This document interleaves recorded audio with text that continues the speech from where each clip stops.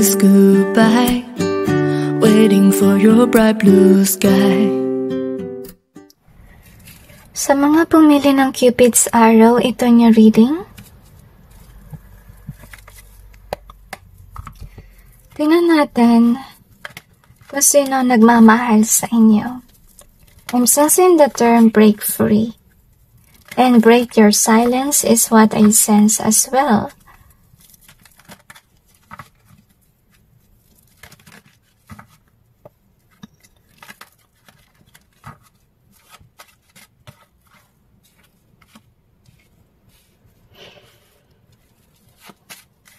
Okay, maraming ibig sabihin na reading na to guys, okay?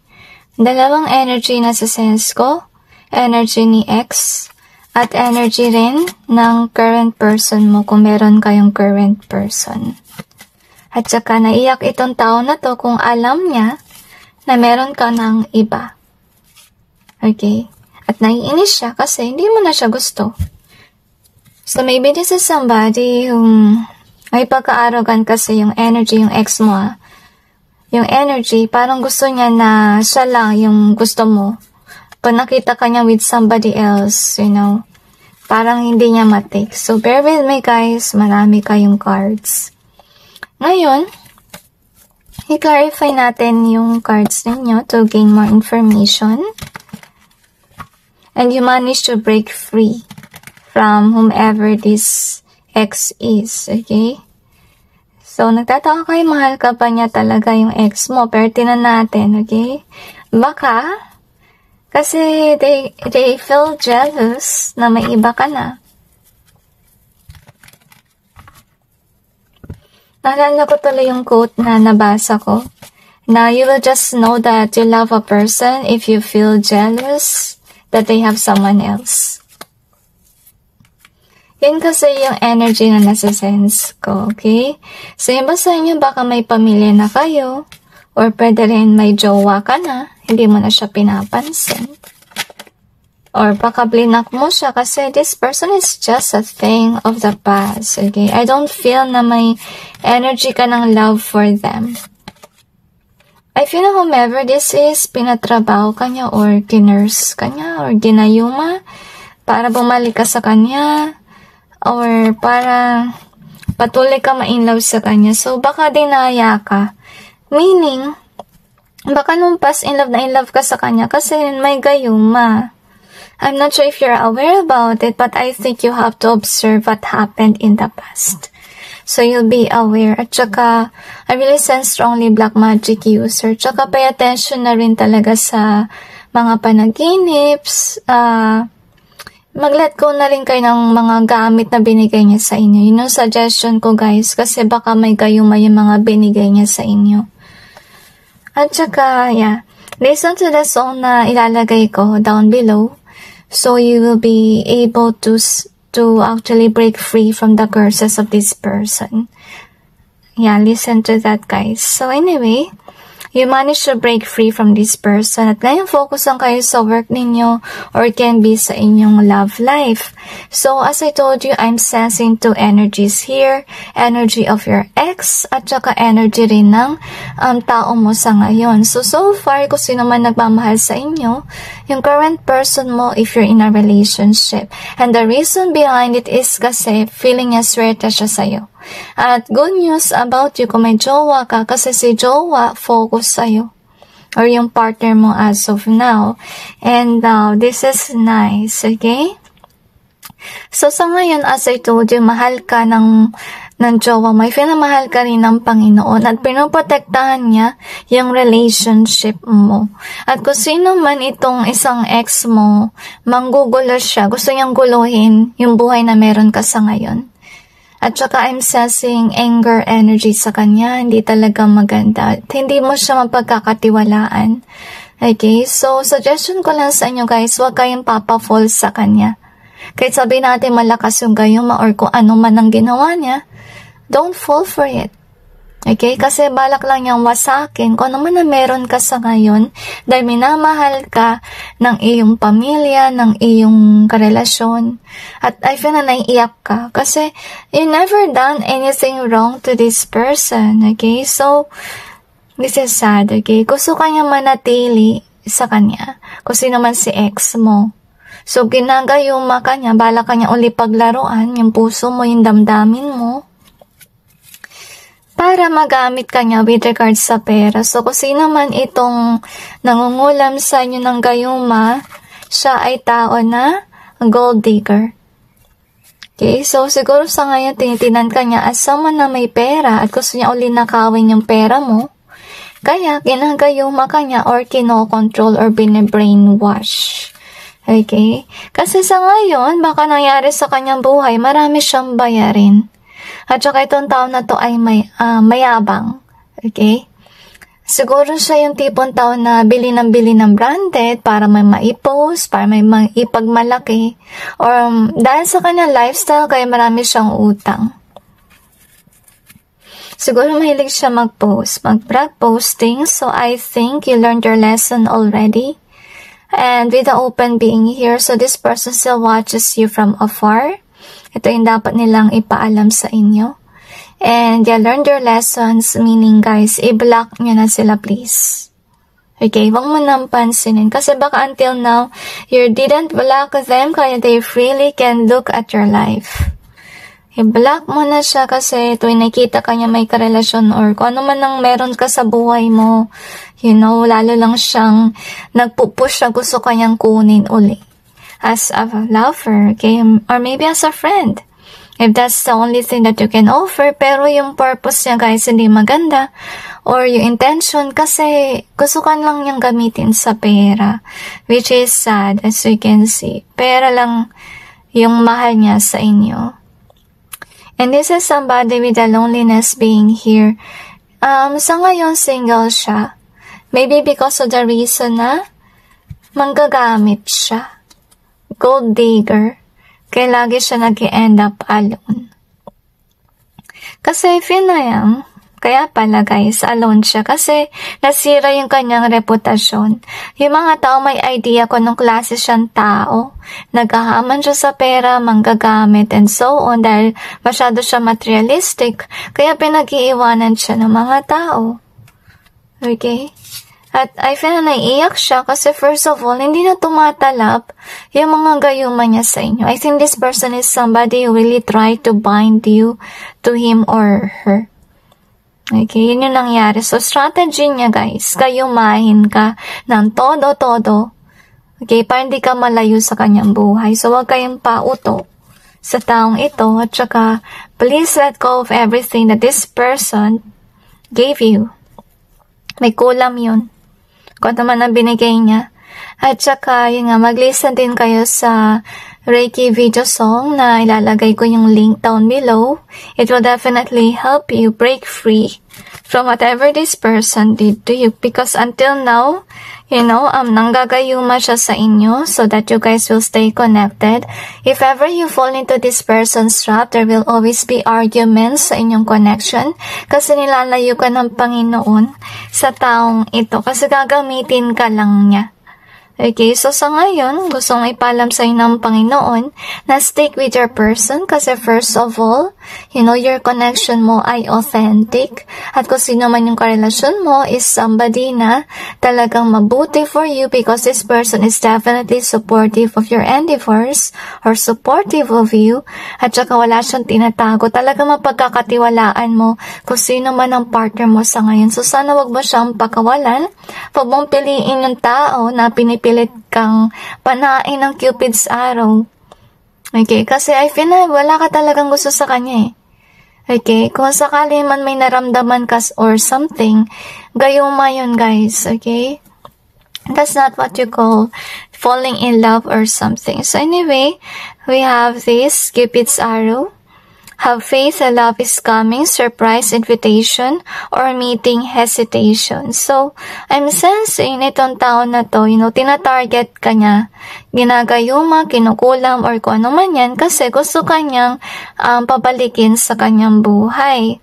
Okay, or gusto niya makipag-meet up sa inyo, but yet you are hesitant, as you can see here. Because of the reason na hindi maganda yung pinaranas niya sa inyo. Okay, kasi I really feel here na may pagka-backstabber sila, guys.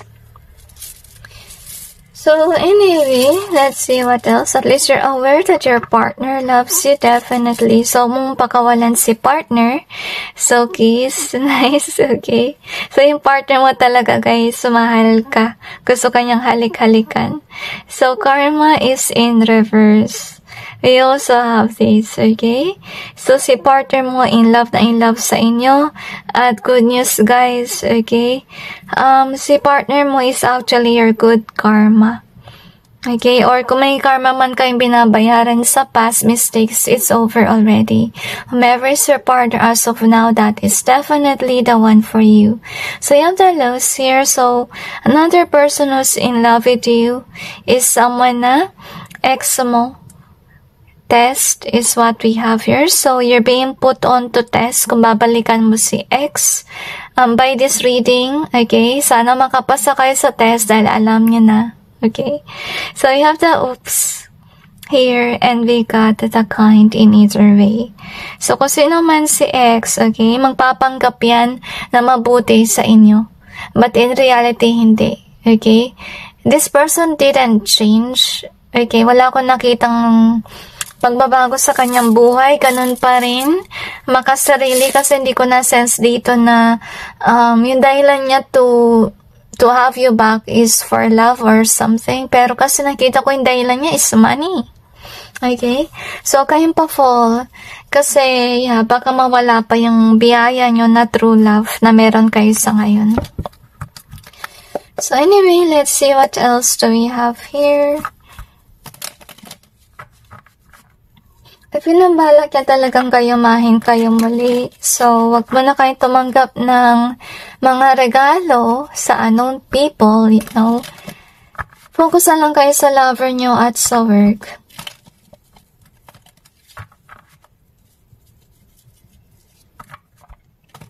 Okay, sabi ng mga anghel, by this reading, you are definitely becoming aware na may kayuma pang nangyayari as of this time.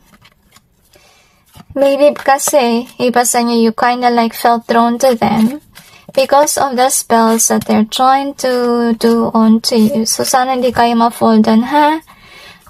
Nakita nyo na yung reading na to. So, sana wag kayong pauto. So, anyway, kung sino man ito, guys, siya yung nag-drain sa inyo siya yung nag-drain ng pera ninyo before. Okay? Itong taon na to, baka wala siyang work. Kaya siya umaasa sa inyo. Kaya yun nga na-drain yung pera ninyo dahil sa kanya. I feel na whatever that you're giving this person is never enough. Wala silang kabusugan with regards sa materialistic na bagay. So, kaya marami silang binabayaran na bills. Kasi baka sa collection nila yan, sa mga pinagmamalaki or whatever. So, kung sino man to, this is somebody that you will actually go after. Okay, blinak mo na siya kasi masama yung naging experience mo with him or her. So, this person still, look at that, ginagayuma ka pa rin niya as of this time. Kahit na may pamilya na kayo, may work kayo, na focus nyo, or meron kayong jowa. I feel na naiiyak siya kasi yun nga, hindi na tumatalab yung kulam. Kasi, you know, you do have a person. So, gusto ka pa rin niyang i-trap. Okay, kasi I feel na this person is kind of like thinking na, you know, sa kanya ka lang, okay, di ka dapat sa iba, makasarili siya.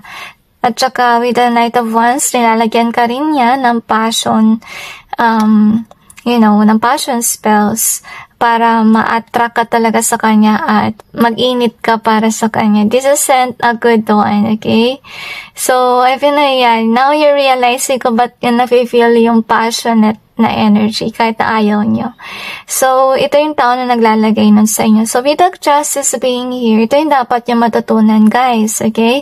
Kaya dapat focus kayo sa inyong lover sa ngayon. Kasi natagpuan mo na yung the one. Okay? So, ito rin yung dahilan ng person mo sa ngayon kung sino man yung current na partner mo. Kaya kanya mahal kasi for him or her, ikaw yung nararapat na tao for him or her. Ikaw ay upright na tao, tsaka talagang titingala niya yung pagiging mabuti mo. I feel na maka-Diyos din is what I sense. So, anyway, sa tao na nagkagusto sa inyo, definitely wala kang future sa kanya. Kasi first of all, paano ka aangat sa tao na manggagamit sa pera? Diba? Kahaman ito, guys. So, sana pakawalan nyo. And if you know with this one in reverse, I feel like you already made up your mind na iwasan mo si ex. So, i-block nyo na kasi until now, this person is watching you from afar and could be cursing you, whatever you post, or maybe your photos even, kina-curse na yan, ginagayuma. So, i-block nyo na as much as possible. So, anyway, tingnan natin kung ano yung kanyang karma.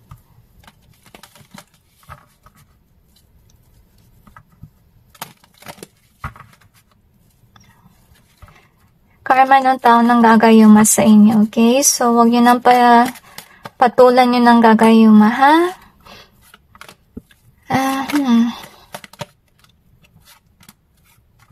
Huwag na din daw kayo makuluhan sa pag-ibig, okay? Kasi nahanap mo na si the one. Interesting, guys. Okay, wow, this is nice, okay? So, mahanap mo yung tao para sa inyo. And I'm sensing with the moon being here, it just mean na parang itatago mo talaga yung connection to protect your relationship. Kasi, I feel like you could be aware na meron ng tao na ex mo na hindi mabuti for you. So, isa sa kanyang karma, guys, yun nga, iiwan mo siya or lalayuan mo siya dahil nagkaroon ka ng pamilya. I feel na yung mangyayari dito is talagang literally na ilalayo ka. Meaning, titira ka malayo sa kanya. Kasi parang hindi ka na niya marating. Or parang hindi na kayo magkita. I feel na maiyak siya dahil dito.